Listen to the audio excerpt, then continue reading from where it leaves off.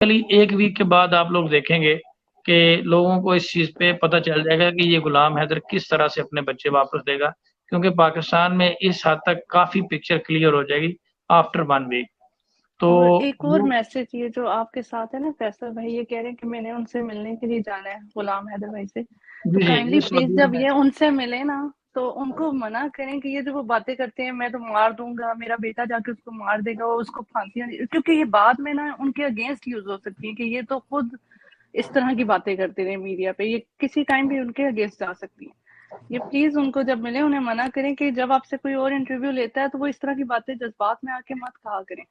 बिल्कुल सही बात बिल्कुल है। आपकी देखिए, बात सही है। जो जो बंदा इंटरव्यू ले रहा होता है ना, उसका मकसद होता है अपनी टीआरपी, उसका मकसद होता है ज्यादा से ज्यादा व्यूज, और वो जज्बात को भड़का के ही इंटरव्यू लेगा और कोशिश करेगा कि ज्यादा से ज्यादा कोई ऐसी बात आए कि जिसको लेकर एक हाइप क्रिएट हो।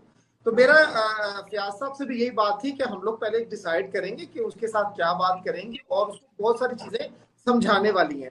वो यहाँ क्योंकि पर लाइव आते हैं। सीमा हैदर को तो उनके वकील सब समझा के बिठाते हैं, एग्जैक्टली, और गुलाम भाई को कुछ पता ही नहीं है, और वो बिल्कुल वहां सही। बैठे पता नहीं कौन कौन सी बातें कर जाते हैं जो कि अगर उनके कोर्ट रूम में यूज हो गई एज एविडेंस तो फिर बड़ा मसला होना है उनके लिए। इवन इवन अगर वो कल को इंडिया जाते हैं तो वो वीडियोस की फॉर्म में जो मौजूद है, तो वो एपी सिंह या कोई भी जो है वो उसको यूटिलाइज कर सकता है as an evidence. So it's a very important कि बहुत केयरफुल रहना चाहिए कोई भी बात करते हुए। जी बिल्कुल प्लीज सही उनको बात है। कहें कि बेशक जो भी है बस फोकस बच्चों के ऊपर रखें और इधर उधर मत भटका करें जब कोई इंटरव्यू देते हैं तो बिल्कुल सही। जज्बात में ना बहा जाए। चलिए ठीक है बिल्कुल, प्याज भाई, आपका बहुत बहुत शुक्रिया, आपने मुझे लिया लाइव पे। मैं थैंक यू दरअसल बहुत। वो मैं बेटे को पिक करने जा रही हूँ, तो इस वजह से मैं फिर जल्दी जल्दी में इंशाल्लाह फिर बात होगी। बहुत बहुत शुक्रिया, बहुत शुक्रिया थैंक आपका। Thank you. Thank you.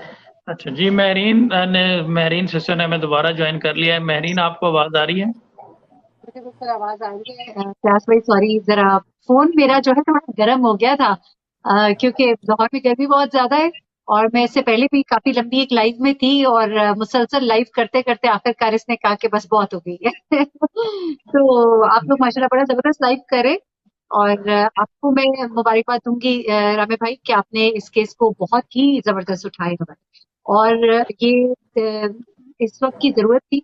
और जिस तरह से सीमा ने हमारे मुल्क को वहां जाके बदनाम किया है, बदनाम करने की बल्कि कोशिश की है, उसको जवाब देना भी जरूरी था, और खासतौर पे इन बच्चों के हवाले से कि कोई भी मुल्क का कानून जो है उस बात की इजाजत नहीं देता जो इस वक्त वहां पर हो रहा है। और इस वक्त वहां का कानून कहाँ पे खड़ा है, ये मेरा आपसे सवाल है कि what are they doing about it.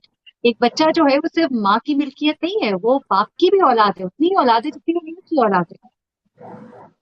बिल्कुल आपकी बात सही है। इसमें पाकिस्तान के जो इदारे हैं, जो पाकिस्तान के हाई कमिश्नर थे वहाँ पे, उन्होंने तो अपनी ज़िम्मेदारी से जान छुड़ाने के लिए, क्योंकि इसमें 2 हॉस्टाइल बॉर्डर इन्वॉल्व होते हैं, तो मोस्टली कोशिश ये होती है कि इस तरह के कॉम्प्लिकेटेड मामले में ना ही पड़ें। तो ये जब हम्म, तक लोगों का ज़मीर झंझोड़ा ना जाए तब तक वो मुमकिन नहीं होता। उन्होंने तो वहाँ पे बैठ के किस्सा ख़त्म कर दिया कि ये पाकिस्तान के सिटीज़न ही नहीं है, बात ख़त्म हो गई। ताकि दोबारा उनसे कोई क्वेश्चन ना करे और वो बड़ी ईज़ी से, मज़े से अपनी जो ड्यूटी है वो परफ़ॉर्म करते रहें। क्योंकि ये एक प्रैक्टिस बन गई है कि आसान काम कर लें, जब कोई मुश्किल काम करने का कोई वक़्त आए, तो जान छुड़ा लें उससे, आप आएँ-बाएँ, दाएँ-शाएँ करके निकल जाएँ। लेकिन इस चीज़ को पूरा करने के लिए लीगल स्टेप लिए जा चुके हैं। फ़ॉरेन ऑफ़िस के हवाले से भी लीगल स्टेप लिए जा चुके हैं, जिसमें रोशन अज़ीम साहब अगले 2 से 3 दिन में अपडेट देंगे। और जो आपका सवाल है बहुत सारे लोगों का कि ये केस सिर्फ़ मीडिया की ज़ीनत बना रहेगा या बात इससे आगे भी बढ़ेगी, तो वो इंशाल्लाह बहुत सारे लोगों को जवाब मिल जाएगा। एक कॉन्स्टिट्यूशनल पिटीशन फ़ाइल की गई थी फ़ॉरेन ऑफ़िस को पार्टी बना के, उस हम्म, हवाले से बड़ा एप्रोप्रिएट एक ऑर्डर पास होने वाला है। तो जब वो ऑर्डर पास होगा तो बड़ी पोज़ीशन क्लियर हो जाएगी कि गुलाम हैदर सऊदी अरब में अभी तक क्यों है, पाकिस्तान क्यों नहीं आ रहा, भारत कब जाएगा और पाकिस्तान इसके अगेंस्ट क्या एक्शन लेने जा रहा है। तो इससे पहले जो एग्ज़ाम्पल है वो भी सारी सामने आ जाएँगी। तो आज का जो मेरा टॉपिक था, वो बेसिकली यही था कि पाकिस्तान में सीमा हैदर केस ज़ोर पकड़ गया। उसमें मैंने इसीलिए ये टॉपिक रखा कि शुरू-शुरू में आप देखें कि इस केस पे हम सिर्फ़ चंद लोग थे बात करने वाले, और बहुत सारे लोग हमें ये सवाल किया करते थे कि पाकिस्तान का मीडिया इस केस के हवाले से क्यों ख़ामोश है? क्योंकि भारतीय मीडिया को अगर आप कंपैरिज़न करें, तो 24 घंटे इसी बात के ऊपर लगे हुए हैं कि जैसे सीमा हैदर उनके लिए कोई बहुत मोस्ट इम्पोर्टेंट चीज़ है, और कई की चैनल दिन रात लाइव उसमें चलता रहता है, और वीडियोज़ और पता नहीं क्या-क्या भारत की हर जगह पे उन्होंने उसे सियासतदान भी बना दिया, बॉलीवुड में भी एंट्री कर दी, पता नहीं कहाँ-कहाँ कर दी। सिर्फ़ एक उसे चाँद तक नहीं उन्होंने पहुँचाया, बाकी जहाँ तक उनके लिए पॉसिबल था। तो ये बहुत सारे लोग, जब मैं शुरू-शुरू में बात किया करता था कि इसमें मुझसे ये सवाल किया करते थे कि इसमें सिर्फ़ चंद चैनल हैं, जिसमें अल्लाह टीवी है या इसमें मेरा एक चैनल था या आपका है। तो इसमें चंद टीवी चैनल हैं जो इस पे यूट्यूब चैनल पे लोग बात कर रहे हैं। लेकिन अब ये मैं बहुत ज़्यादा एप्रिशिएट करता हूँ कि आपके आने के बाद, आपको देखने के बाद बहुत सारे लोगों ने इस केस के ऊपर बात करना शुरू कर दी है, जिसमें हमारे कुछ भाई कराची से हैं, मुख्तलिफ जगहों से हैं। उन्होंने इस केस पे बात करना शुरू कर दी, और अब ये मामला मीडिया पे तो ये मामला ज़ोर पकड़ ही रहा है, और प्रैक्टिकली अदालतों में भी ये मामला डे बाय डे बेहतर हो रहा है। आप देखें कि सबसे पहले सीमा हैदर की 2 बहनें सामने आईं, फिर उसका भाई का किरदार सामने आया, फिर उसके कज़न। अब ये पिक्चर आहिस्ता-आहिस्ता से क्लियर होती जा रही है, और किसी भी चीज़ का तरीकाकार ये होता है कि आप उसको स्टार्ट से पकड़ें, आपको फिर ही चीज़ें पता चलती हैं कि ये मामला शुरू कहाँ से हुआ था। अगर आनन-फानन जाके जी, जी। राजनीति एक बात मैं यहाँ पे ऐड करूंगी, क्योंकि बहुत जरूरी है लोगों को समझना, क्योंकि मैं कई दफा हमारे जो इंडियन बहन भाई है वहां से जब मैसेजेस करते हैं तो वो कहते हैं कि जी आप लोग तो टीआरपी के लिए ये प्रोग्राम्स कर रहे हैं, आप लोग तो इसलिए कर रहे हैं क्योंकि आपने देखा कि हिंदुस्तान में बहुत सीमा को सुना जा रहा है, तो आप लोगों ने भी ये प्रोग्राम शुरू कर दिए। तो उन सबको मैं सिर्फ एक बात कहना चाहूंगी, बड़े अदब के साथ, एहतराम के साथ, मोहब्बत के साथ, क्योंकि हम ना एपी सिंह है ना हम जाहिर लोग हैं कि हम मुर्दाबाद के नारे लगाएं, क्योंकि मुर्दाबाद के हम नारे क्यों लगाएं? हम वही, मैं हमेशा बात करती हूँ कि हम इंसानियत का प्रचार करते हैं, दोनों तरफ इंसान रहते हैं, हमें ह्यूमैनिटी को देखना है। एक चीज। नंबर 2 ये कि हम लोग इस पर बात इसलिए कर रहे हैं क्योंकि आप लोग बहुत ज्यादा बात कर रहे थे। आप इतनी बात कर रहे थे कि हम कह रहे थे कि अब खामोश हुए, अब खामोश हुए, अब खामोश हुए, लेकिन बात बढ़ती जा रही थी। कभी पाकिस्तान के खिलाफ नारे, तो कभी पाकिस्तान के ऊपर हर्जा सराई, कभी एजेंट कहना, तो कभी पाकिस्तान में खवातीन के ऊपर बड़े बुरे बुरे इल्जाम लगाना। और फिर मैंने कहा कि वहां पर भी केसेस होते हैं, क्राइम के इधर भी होते हैं, वहां पे रेट ज्यादा इसलिए क्योंकि वो एक बड़ा मुल्क है। मैं कोई मतलब मैं बिल्कुल ये गैर जानिबदार होकर बात कह रही हूँ, हमारे सामने केसेस मौजूद है, बताने की जरूरत नहीं है। हैविंग सेड दैट, हमारे इधर भी होते हैं। तो आप लोगों ने जब उस केस को नहीं छोड़ा और उस केस को एक बिल्कुल गलत रूप में ले जाना शुरू किया, तो हमें भी अपने मुल्क का बाशिंदा एक एज पाकिस्तानी होने के नाते हमें जरूरी महसूस हुआ कि हम आए और हम बताएं कि ये चीज ऐसे नहीं है, सीमा की हकीकत ये है। देखिए, जो बंदा कोई बात करता है ना, तो कहते हैं कि पहले उसके किरदार को देखो, देखो कि वो बंदा कौन है और क्या है। तो हम आपको बताना चाहते हैं कि जिस सीमा को लेकर आप खड़ा कर देते हैं उसे और कहते हैं कि सीमा कहती है पाकिस्तान में ये होता है, पाकिस्तान बुरा है, पाकिस्तान ये है, तो ये देखिए हम तो आपको असल चेहरा दिखाते हैं कि सीमा ये है। एक शख्स जिसका किरदार ये है, आपको पता लग गया, अहल मोहल्ला ने बता दिया, भाई बहनों ने बता दिया, रिश्तेदारों ने बता दिया, किराएदार ने बता दिया, मालिक मकान ने बता दिया, गली मोहल्ले के लड़कों ने बता दिया। उसके बाद भी अगर आप एक इस किरदार के हामिल शख्स की बात पर एतबार करते हैं, तो फिर मैं क्या कहूँ कि वो मीडिया जो है, इतने बड़े बड़े मीडिया हाउसेस जिसका हम सुना करते थे कि भाई वहां का मीडिया बड़ा स्ट्रांग है, बड़ा आगे निकला हुआ है, नो डाउट बहुत आगे है, पाकिस्तान के मीडिया से काफी मामलात में आगे है। लेकिन आप जब वहां पर अपनी पूरी पूरी टीम को जाकर उनके घर भेज देते हैं, वहां पे बैठकर उनको जो प्रोटोकॉल दिया जाता है, तो यकीन मानिए हमें बड़ी हंसी आती है। और यहाँ पर मैं कहूंगी कि हम लोग वी आर फार बेटर, क्योंकि हमारे यहाँ जो केसेस होते हैं जिन्हें रिपोर्ट किया जाना चाहिए, उनकी हाइप बढ़ती है, उनको रिपोर्ट किया जाता है। ऐसे डिकन हैरिस जो है, इनके पास हम जाकर नहीं बैठ जाते और उनके पास हम अपनी पूरी पूरी जो अपने हमारे बड़े बड़े ब्रेन्स हैं उनको जाके उनके घर में नहीं बिठा देते, और वो सीमा जैसे लोगों की बातें सुनने के लिए, कि मैं समझती हूँ कि जिनको मैं तो कम से कम अपनी स्क्रीन पे भी जगह ना दूं। हाँ ठीक है, सफाई बनी हुई है तो ठीक है, सवाल जवाब के लिए हम जरूर जगह दे देंगे, वरना हम उसको बिल्कुल जगह ना दें। लेकिन आपने सीमा को इतना ऊपर उठाया और उसके बाद उसकी हर गलत बात के ऊपर आप लोगों ने लबैक कहा, और आपको अब हमें भी सुनना होगा, क्योंकि हम आपको बताएंगे कि सीमा क्या है। खुदा के लिए अपने जर्नलिज्म को, अपने इन चीजों को दुरुस्त कीजिए, अपना किबला दुरुस्त कीजिए। हमारा किबला है, चलिए आपका जो भी है, मंदिर है जो भी है, उसको दुरुस्त कीजिए।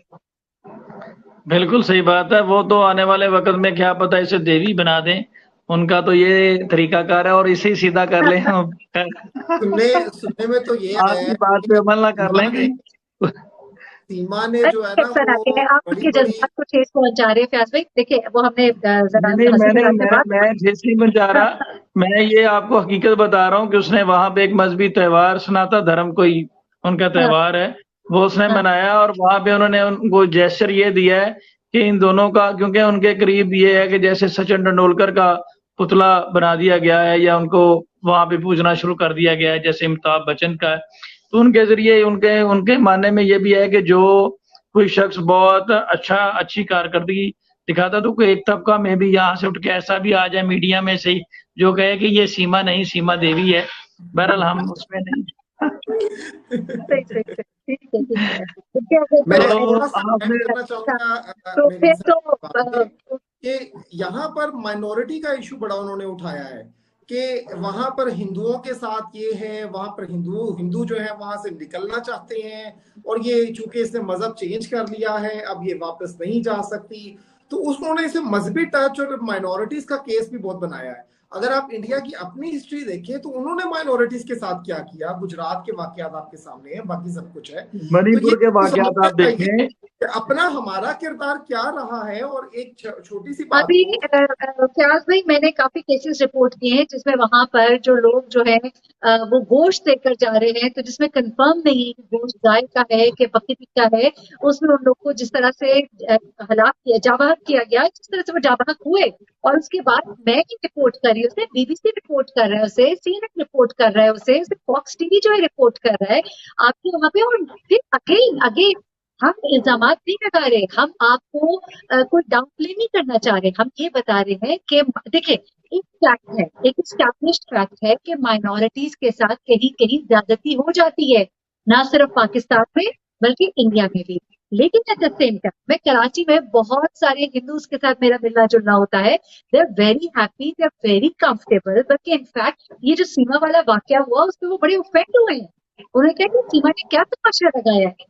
तो माइनॉरिटीज के साथ मुश्किलात रहती हैं, सिर्फ पाकिस्तान और इंडिया तक महदूद नहीं है ये, या आप अमेरिका चले जाइए, आप कनाडा चले जाइए, कनाडा जहां पे आपको याद है कि वो एक ट्रक था जिसने पूरी एक मुस्लिम फैमिली को रोन डाला, और उस ट्रक ड्राइवर का जब इंटरव्यू हुआ उससे जब पूछा गया तो उसने कहा कि मैं घर से ये सोच कर निकला था कि आज मैं एक मुसलमान फैमिली को अपने ट्रक के नीचे दूंगा, मुसलमान फैमिली को। तो वो एक और उसके घर से जो मटेरियल मिला, जो मटेरियल बरामद हुआ, उसके अंदर बाकायदा तौर पर लिखा हुआ था वो एक एक्सट्रीमिस्ट ग्रुप को बिलोंग करता था और उसकी थॉट्स जो है वो इस तरह की थी।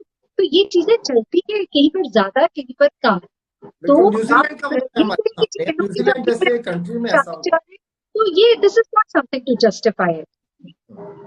बिल्कुल सही बात है। डॉक्टर साहब हमारे साथ मौजूद हैं। डॉक्टर साहब आप जल्दी से मेरीन से आपका कोई क्वेश्चन है कर लें, फिर उसके बाद इंसाफ सिस्टर को मौका देते हैं और फिर उसके बाद एंड करते हैं। जी डॉक्टर। जी सॉरी मैं थोड़ा लेट हो गया, but you know I think I just wanted to listen to you guys. और जो महरीन अभी बता रही थी कि देखिए इस तरह के मौके पे इस तरह की जो है ना जो लोग कर रहे हैं स्पेसिफिकली एक मजहबी कार्ड खेलना, मेरे ख्याल है किसी भी हवाले से वो ठीक नहीं है। मैं आप सबको बताता चलूं कि मैं यूएस में हूं, तो मैं इस बात को आपको बहुत ज़्यादा हद तक जस्टिफाई कर सकता हूं कि सबसे ज़्यादा कोलैबोरेशन कोऑपरेशन यूएस में इंडिया और पाकिस्तानी जो है ना कम्युनिटीज़ के दरमियान है, जो हम यहाँ पे रह रहे हैं। अभी कल ही बल्कि मैं अभी उसका एक कम्युनिटी भी लगाने लगा था, जो एक हमारे हैं यूट्यूबर, अभी वो सहाफ़ी हैं, राइटर भी हैं, इफ्तिखार साहब, Iftikhar Iffy something, Usman I believe उनका नाम, आई एम सो सॉरी अगर मैं ऊपर नीचे कर रहा हूँ। तो उन्होंने एक बहुत कवरेज अच्छी की है। एक लड़की जो है वो इंडियन है और लड़का पाकिस्तानी है, बड़ी बहुत ज़बरदस्त किस्म की मैरिज उन्होंने कवर की। तो मैं अभी यही सोच रहा था कि क्या ये लड़का जब जाएगा इंडिया तो क्या ये भी गिरफ्तार कर लिया जाएगा, वो जो एक लड़के की तरह जो हैदराबाद में इस वक्त बेचारा जेल में सड़ रहा है। But at the same time ये जो सीमा साहबा हैं, इनको इस हद तक जो है ना वो सर पे चढ़ाया गया है कि जो AP सिंह साहब हैं वो पता नहीं क्या क्या ऑल फोल इनके हवाले से कह रहे हैं। तो देखिए मैंने तो डॉक्टर साहब अभी आपके और महरीन के आने से पहले कहा था कि हम अक्सर दीवारों पे लिखा हुआ देखते थे कि महबूब आपके कदमों में, लेकिन हमने ये पहली दफा देखा है